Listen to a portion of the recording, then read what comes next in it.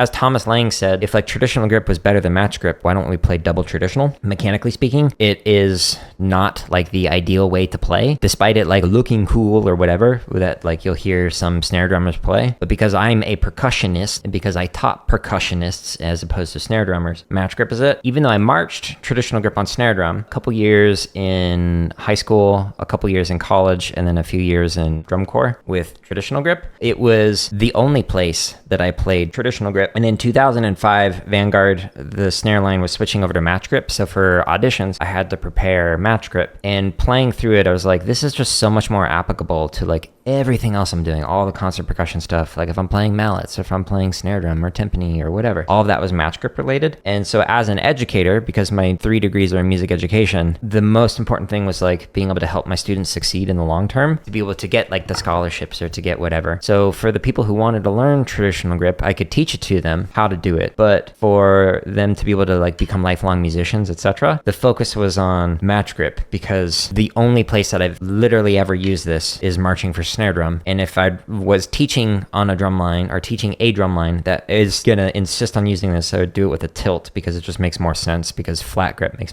no sense. When I stopped like marching with traditional grip, I just never looked back, because it was like, what's the point? Like I invested so many hours on this grip and now I don't use it because it's just useless. You could play it on drum kit, but it leads to some issues with like moving around on the kit. You're much more limited than with match grip. But it's not like you're gonna play like a xylophone with this. It's not like you're gonna play basically any other instrument with the traditional grip. It just fits a particular style, and it's a visual aesthetic that doesn't really translate over into a functional purpose for me and the kind of music that I make and the kind of students that I was teaching. You can find thousands more free drumming tips and exercises to improve your chops, limb independence, technique, and more in my YouTube channel's home tab, or neatly organized in the link at the top of the screen.